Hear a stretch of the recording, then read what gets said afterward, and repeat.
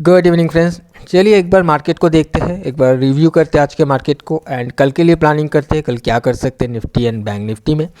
उससे पहले आज का जो ट्रेड था उसको एक बार देख लेते हैं। आज का जो मेरा ट्रेड था वो 23,700 का जो कॉल है उसको हमने बाई किया था। इस वाले कैंडल पर हमने इसको बाई किया एंड ये जो रेड कैंडल आप देख रहे हो यहाँ पर हमने इसको एग्जिट कर लिया था। एक रेजिस्टेंस जोन था जिसको देखते हुए हमने इसको एग्जिट कर लिया है और उसके बाद प्राइस ऊपर जा भी नहीं पाया। कुछ टाइम स्पेंड करके प्राइस में एक गिरावट भी हमें देखने के लिए मिला। सो यहाँ पर देखिएगा कि प्राइस में इसी जोन से ही प्राइस में गिरावट हमें देखने के लिए मिला है और इस एरिया पर एक ट्रेड लेने का मैंने सोचा था कि यहाँ पर एक ट्रेड अगर हम बनाए तो शायद कुछ मिल जाएगा, क्योंकि रेजिस्टेंस जोन था जहाँ से प्राइस ऊपर जा नहीं पा रहा था, रिजेक्ट हो रहा था, लेकिन कंफर्मेशन नहीं मिल रहा था, जिस वजह से मैं यहाँ पर रुक गया। थोड़ा सा कन्फ्यूजन था, मैं कंफर्मेशन के लिए वेट कर रहा था। जब तक कंफर्मेशन आया तब तक प्राइस ऑलरेडी भाग चुका था। सो चार्ट पर देख लेंगे, इसको समझ लेंगे कि कैसे हमने पहला जो ट्रेड बनाया और सेकेंड ट्रेड को हमने क्यों छोड़ दिया, क्या कंफर्मेशन का हम वेट कर रहे थे। ओके, जो चलिए हम चार्ट पर चलते हैं। ऑलराइट, तो लास्ट ट्रेडिंग सेशन को सबसे पहले एक बार देखते हैं। मैंने क्या बताया था आप लोगों को कि प्राइस में जो गिरावट आया तो यहाँ पर एक जोन था, एक कैंडल था, जिस कैंडल को मैंने मार्क करके बताया था कि इंपॉर्टेंट कैंडल है। इसको हिट नहीं किया, इसके ऊपर से ही प्राइस बाउंस करके क्लोज हुआ। बैंक निफ्टी को देखोगे तो बैंक निफ्टी ने उस वाले कैंडल को हिट करके बाहर जाके क्लोज हुआ। ओके, अब यहाँ पर देखिए लास्ट ट्रेडिंग सेशन में क्या हुआ कि प्राइस जब ऊपर से गिरता हुआ नीचे आया सॉरी और एकदम लोअर लेवल पर जब आया, इस जगह पर आते ही वॉल्यूम में ब्रेकआउट होने लगा। राइट, सो अगर लोग शॉर्ट कर रहे हैं, सेलिंग कर रहे हैं, तो ये जो भी वॉल्यूम का ब्रेकआउट है वो ऊपर लेवल पर आना चाहिए, राइट, अपर लेवल पर आना चाहिए, क्योंकि लोग सेल किसको करेंगे, महंगा को सेल करेंगे। जो ऑलरेडी महंगा होकर बैठा ऊपर है प्राइस, उसको शॉर्ट करेंगे, राइट। बट प्राइस में देखिए इतना बड़ा गिरावट आने के बाद यहाँ पर भर भर के ट्रांजेक्शन हो रहा है, वॉल्यूम का ब्रेकआउट लगातार होने लगा है। तो कहीं ना कहीं ये समझ में आ रहा था कि हो सकता है कि इस जगह पर आते ही लोग यहाँ पर बाई करना स्टार्ट कर रहा है, राइट।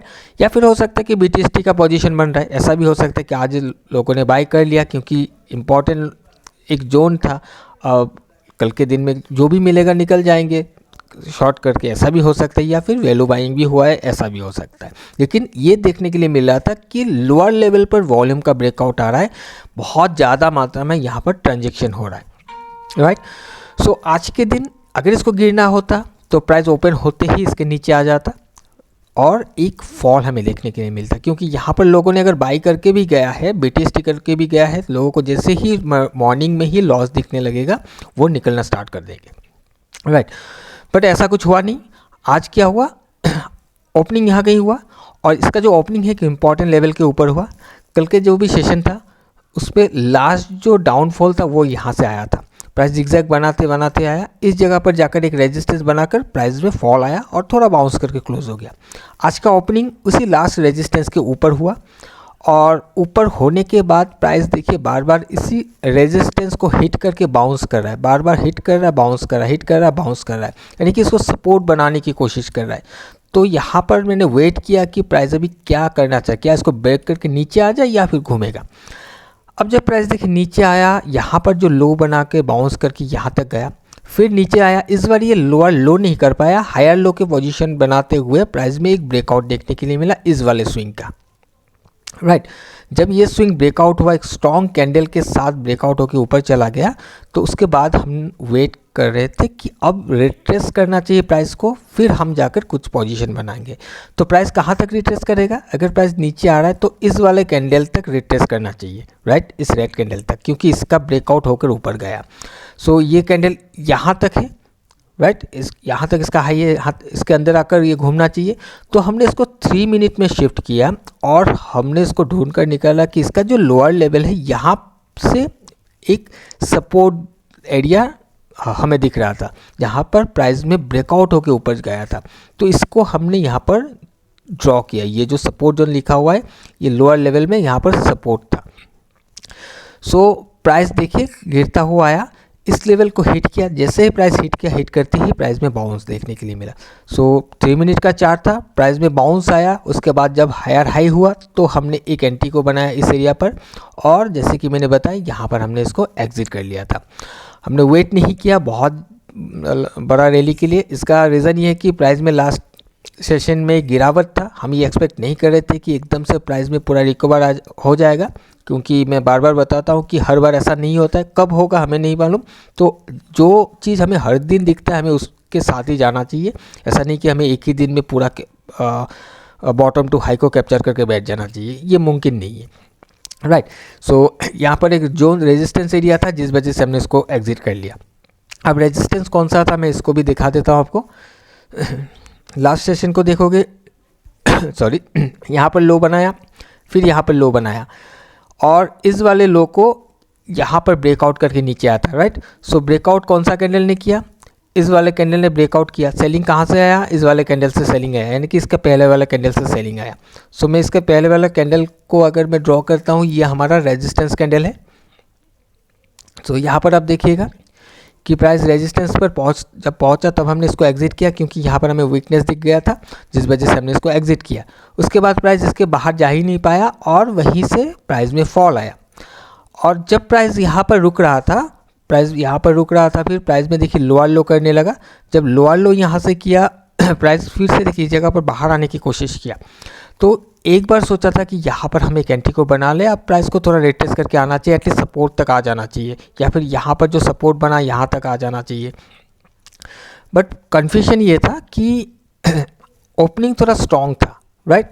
अब यहाँ पर होल्ड कर रहा है, हो सकता है कि ये ब्रेकआउट अप डायरेक्शन में कर जाए और ये ऊपर चला जाए, तो मेरा वहाँ पर एसएल चला जाएगा, जिस वजह से मैंने यहाँ पर कोई एंट्री नहीं बनाया। मैंने वेट किया कि ये जो लो है इस लो के नीचे एक लो बन जाए, तो कुछ ऐसा बन जाएगा, लोअर लो लोअर हाई बन जाएगा, फिर हम रिट्रेसमेंट में कुछ ट्रेड कर सकते हैं।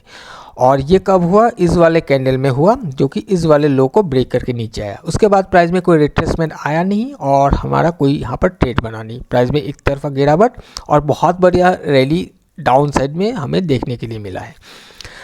तो आई होप कि आपको समझ में आया होगा कि क्यों हमने इस ट्रेड को बनाया और क्यों हमने इसको अवॉइड किया। अवॉइड नहीं किया, हमने वेट किया कंफर्मेशन के लिए, बट हमें मिला नहीं, बस इतना ही है। एनीवे अभी हम देख लेते हैं कि कल हम क्या कर सकते हैं। सो इस वाले रेजिस्टेंस को मैं अभी डिलीट कर देता हूँ, क्योंकि ये ऑलरेडी विजिट हो चुका है, इसका भी कोई मतलब नहीं है। अब देखिएगा कि इसका जो क्लोजिंग है, जिसके ऊपर ओपन हुआ था इसके ऊपर क्लोजिंग है। अब प्राइस के स्ट्रक्चर को देखिए कि प्राइस गिरते गिरते गिरते नीचे आया, इस जगह पर आकर लो बनाया और यहाँ से प्राइस में हायर हाई हायर लो बनना स्टार्ट हो गया। फिर प्राइस नीचे आया, इसी जगह पर हिट करके फिर ऊपर गया, यहाँ कहीं क्लोजिंग है। अब सबसे पहले तो एक इम्पॉर्टेंट लेवल ये है कि 23,723, जिसको आज बार बार हिट करते ही बाउंस कर रहा है, जिसको आज ऑनर करते हुए ऊपर क्लोज हुआ।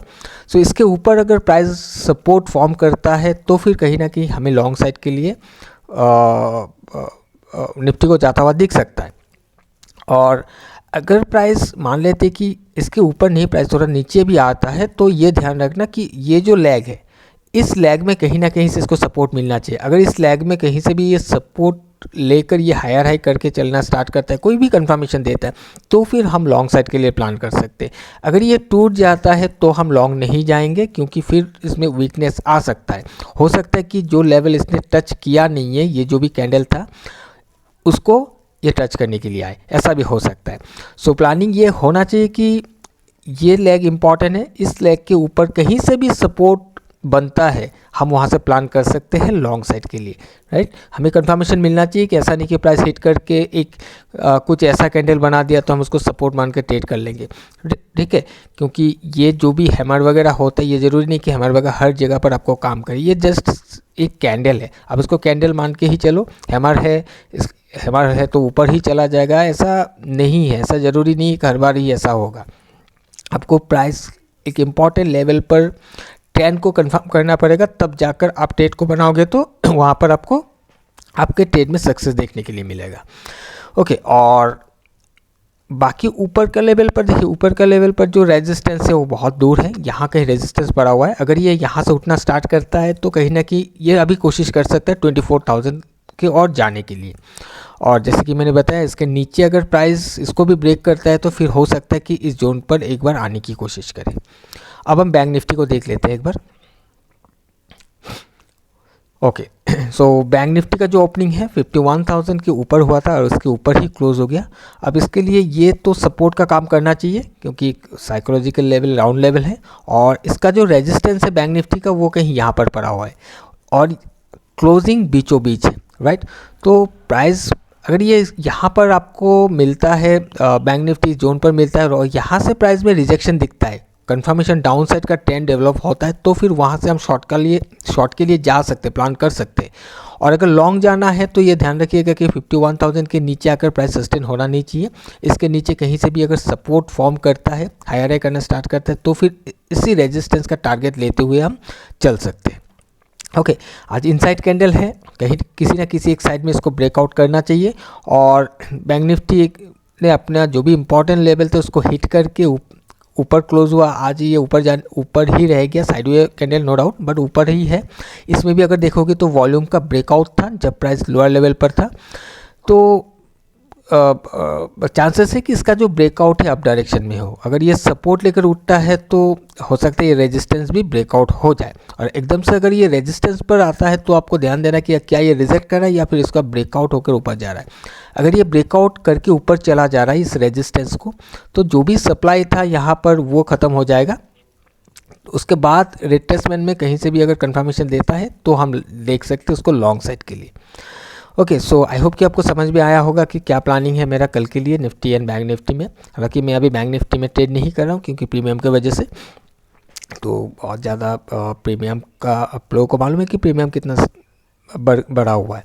एनीवेज, तो ट्रेड कहीं पर भी करो, मेन मोटिव ये है कि घर में पैसा आना चाहिए, चाहे निफ्टी में कीजिए, बैंक निफ्टी में कीजिए, फिर निफ्टी में कीजिए या फिर स्टॉक में कीजिए, पैसा घर में आना चाहिए, बस मतलब यही है हमारा, राइट। तो कोई भी कन्फ्यूजन हो तो मुझे कमेंट करके बताइएगा, मैं ज़रूर से कोशिश करूँगा कि आपको आपके सवाल का जवाब देने के लिए। सो आज के लिए इतना ही, हम मिलेंगे किसी और एक नए वीडियो में। Till then bye bye and safe trading.